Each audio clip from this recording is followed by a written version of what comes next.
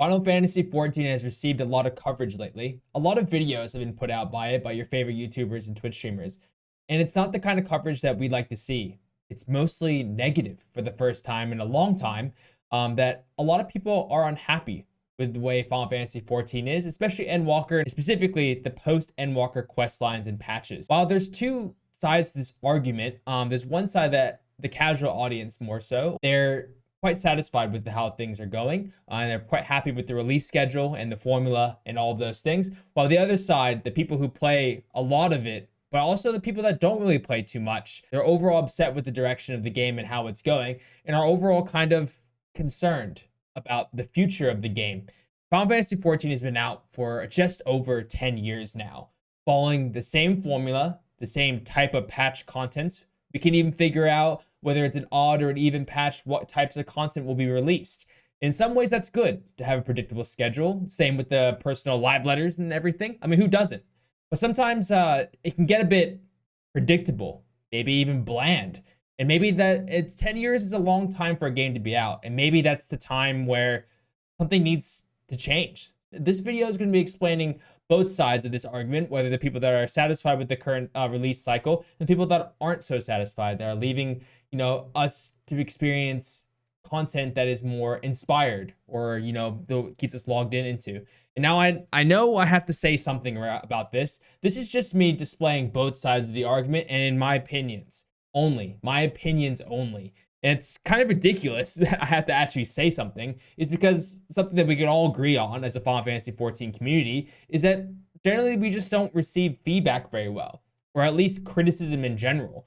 Everyone's so quick for personal attacks and everything like that. And I would like for this video to be yet another discussion point and a conversation, bringing both those sides together so we can start to figure out the longevity of Final Fantasy XIV and of the game dev and cycle, and what's competing for a resource that we all have together, which is time. Everything is competing for your time. The only non-renewable resource that you and everyone has. And so I'd like to start with something that Zeppel has made, and no doubt some of you have definitely seen this video, is she posed a question to all of us. The question, to do a vibe check of the community. Be honest. How do you feel about the Endwalker patches? And I was honestly shocked by the number of people that just felt like it's underwhelming, it's lackluster. We can see here that she's made a fantastic post on Twitter, and we have a lot of brave souls and responses here that say that it's painfully mid, it's stale, it's just okay. The most 7 out of 10, 6 out of 10 patch that I've ever played in the life cycle of Final Fantasy XIV. And it's not just Zeppla and her small minions of bun people that worship her, and also her tier 3 subs that love whatever she does. It's not just her, it's other people within the community. I sound crazy, but for the most part, Shadowbringers has been more well received than Endwalker. And I took a look at the content comparison from Endwalker to Shadowbringers. He goes on to compare the amount of content that's been released out in Shadowbringers comparatively to Endwalker. Technically, Endwalker has released more content, but more engaging content, the level that we know and love.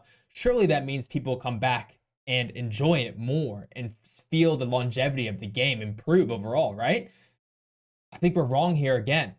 I mean, Arthur's is one of the top streamers that I usually watch, and he even says that Stormblood was actually where things started taking a turn.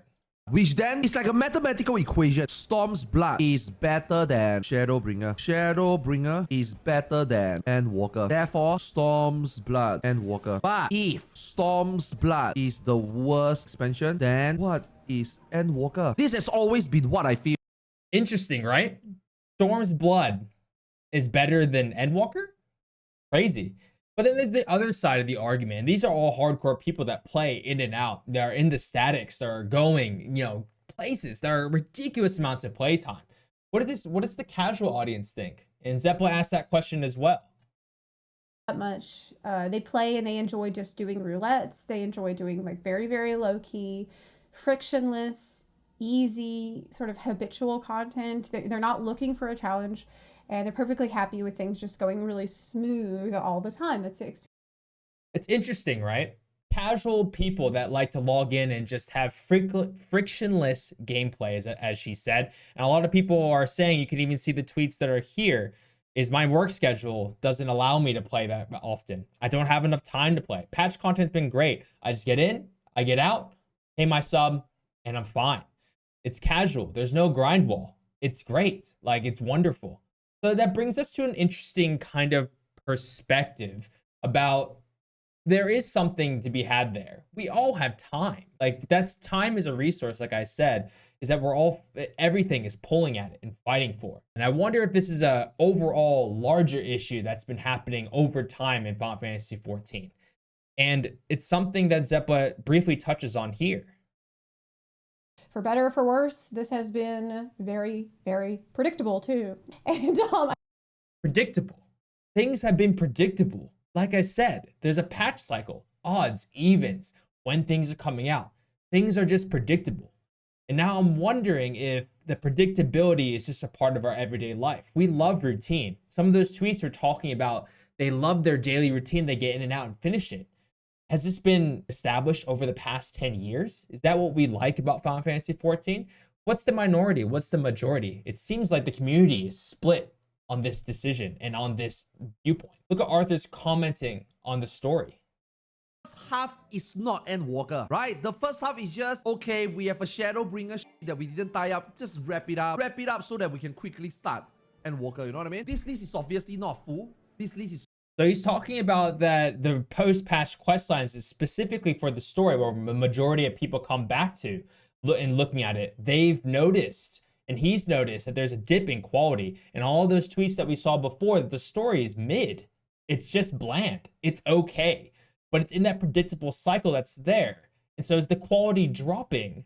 And is the fact that people are just generally okay with the quality dropping and all of that stuff because of the fact that it's just about the routine? It's not just about the story beats, the story bits and everything like that. There's been a long-standing problem that's been plaguing this game for a while, and it increases with every large expansion. It's the classes. And now specifically the classes I'm talking about are healers. To play. I can't see myself playing a healer because to me it is so jarringly boring to... Boring? What? And not only that, the tanks. Tanks are also a bit of an issue as well, because tanks all play very much the same. You kind of... Interesting, right? It's just the job balance in the market that's on there. Not the market, but it's just the overall economy. Things are becoming more streamlined. They're becoming easier. That healing quality of life change. At what point is the quality of life change taking out difficulty, the skill, and the satisfaction of learning and positioning, the fight itself, and knowing the class and class mastery? At what point is it becoming just another bland kind of update that's been happening? Tanks and healers have been in a rough spot for a long time, and it's only getting worse. The formula has started to dip a bit more, starting a bit less. Look what Arthur's is saying about this formula and development cycle. Direction of the game, right? 2.0, 3.0, 4.0, 5.0, 6.0. Makes sense? This is the route that the game has taken. Initially, you thought... This is the route the game's taken. He's drawn a beautiful, beautiful path line, especially that. You wouldn't think so, right? You think that it would go across and leveling up slowly, but it's going just up, deep up. Let's listen to more to what he says about this development cycle. Thought that after here, the game will go this direction. More hardcore, more crazy. You see the raid, you see the rotation. You think that the game is going to be continuing to be harder. But the game didn't go this route. The game ended up going this route, which is like a slightly more approach theme park route. But at the same time, they also have grind for you. Like for example, Eureka. Eureka is the type of content that you think will be mainstream. You think that the game will be more grindy. You think that there will be more open world stuff. You cannot cut corners in the game. You thought the game will go this route. But then when they go this route, Eureka become an optional content. This is just one example. Optional content. Less grindy. Easier to get into things. He goes on to say that the raids and all the introductions are just easy. You just get into it, you enjoy the story, you do the fight, It's easy. Let's not kid ourselves here. Normal raids and normal alliance raids and everything are easy. They're not even close to any of the high-end content like Savages and Ultimates, or even Palace of the Dead and Deep Dungeons. They're not even close. It's easy. You can literally just spam 1, 2, 3 on each of your jobs and just do regular Cure 2 on healers and just whack the boss. And you win. Let's not kid ourselves here. So then it goes the easy direction. So what does that mean genuinely for the long term of the game? We go the easy direction. We go that route. We get rid of the grind. So what does that mean generally for the game as it goes on? As replayable content, it's just not it. The pandemonium rate. Replayable content. It's just not it. It's not there. And think about the casual people that come in. They come in, they do their time, they get out. They do the patch, they clear it once, bam, done. Unsub, or even come back at a later time. Now, that's the routine that's been embedded into us. Is that really okay for the longevity of an MMORPG? What can we start talking about? Now we've talked about both sides of the argument here and overall concerns for longevity of the game and what's wrong with it. And now I won't go through every single part of this, but Arthur's has a really awesome list of things, and it's just pros and cons of each one of the expansions and everything like that.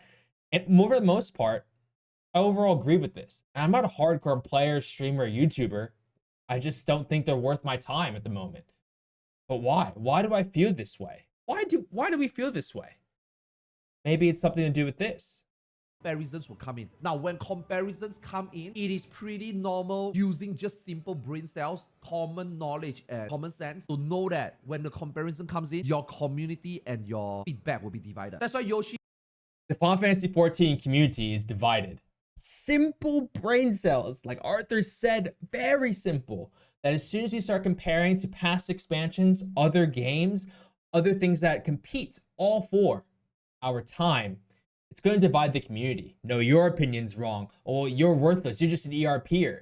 See the personal attacks that are happening here. And I remember, I really applaud any of you guys who stuck with me so far and haven't commented a single mean thing, insulting who I am, what I do, and defending yourself. You're listening. This is good. This is a conversation that we're willing to have. Kind of presented both sides yet again and kind of the comparisons and everything like that. Now we start talking about the solutions. You know, how do we start to go from here to make everyone a bit happier? What's truly missing here? Zeppa kind of talks about it. Like in the past, Baja was it for me. Like, Baja was the mid-core content that I could do before, and this is also Mid-core. What's mid-core? This is the first time I've actually heard about this when I watched her video. What exactly is mid-core? Well, I mean, after a quick Google search and looking around, it's the middle of the pack. Mid-core. You know, before the casual completing the story, completing their normal raids, there's no mid-core content that will get me ready from there all the way up to the high-end streams, Savages, Ultimates. There's nothing. No one's doing that at the moment. And we don't have it for this expansion. We had it for Bozja. We don't have it for Endwalker at the moment. You go back to Eureka, the Discord. Guys, look at the Eureka Discord. Something that was released a couple expansions ago. The Discord's popping again. We need a mid-core content for people to fill the parties, to be able to try Savages, be able to try the Criterion dungeons. And speaking of Criterion dungeons, that's something that we're missing as well. As we get more into the solutions part, let's listen to what Zeppa Moore has to say on it. why the mid-core content is so essential to have in the game, because it is that bridge between, like I said, the lower end to higher end. We need something like that in order for people to try out everything, to feel confident in their skills or wherever their time is. What's another solution that we could have that could really develop this? Something like that. Something which makes you do it every week. Something that keeps you into the game, getting new gear. And an alternative gear would be amazing, I think.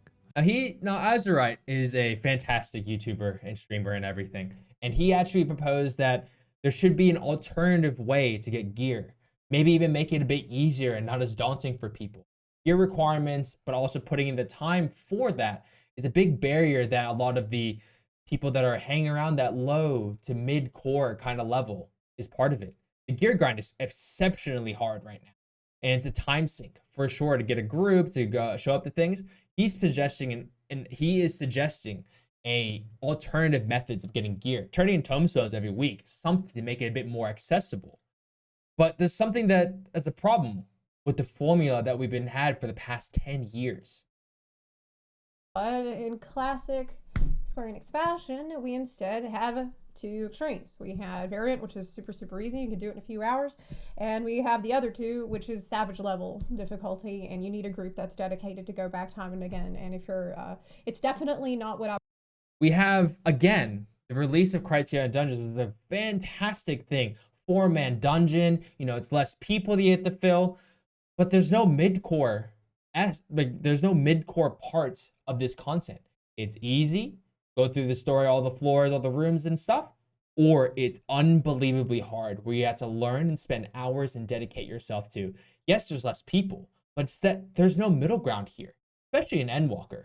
So I think that's part of the reason why we've been having these discussions with these other personal attacks and all that stuff on each other, forum posts that are terrible on Reddit and also in the Square Enix forums. Don't worry, I'm not going to pull any of those things up because those are crazy. But there is one argument that I've been hearing over and over again. Just unsub. Dude, bro, stop paying money. How is that an argument? How is that something that it is? Avoidance. Technically, yes, no one's keeping me from playing the game, but there's something different when you've been logging in for 4 or 5 years, even since the beginning and stuff, and you're seeing the formula becoming stale, bland, and you're passionate about the game. And there's something about both sides. We both want the game to become not just good, but a fantastic and amazing, approachable, and worth your time type of game. And right now, the past 10 years, it's worked. But for Endwalker, I think it's the first time since its life cycle that it's actually missed its mark. I'm not saying Yoshi P is a terrible producer. He's actually one of the best. He's actually an inspiration to game developers all around the world. How transparent he is, how passionate he is. He actually plays the game. But I think for the first time since he started in Final Fantasy XIV, I think the dev team actually just missed. And now we're vocal about it. We're at an age now where we can be so vocal and feedback is so accessible through YouTube videos, Twitch streams, reviews. No, gone are the days of filthy, gross forums. I mean, Reddit's always there, and awful 4chan. Like, we're in a place where we should be having more of these conversations, and not let it be personal attacks. And now I want to leave something with you guys. And this is actually how I feel about the Endwalker patch quest at the moment, and it fills me with a little bit of hope. Arthur said it best. At least 7.0, hopefully it's gonna feel fresh. Because Endwalker is really not fresh anymore. It's really not fresh anymore. There is no holy thing in Endwalker. In Heaven's Sword, there is like... In Storm's Blood, there is like... In Shadowbringer, there was like... In Endwalker, it's like...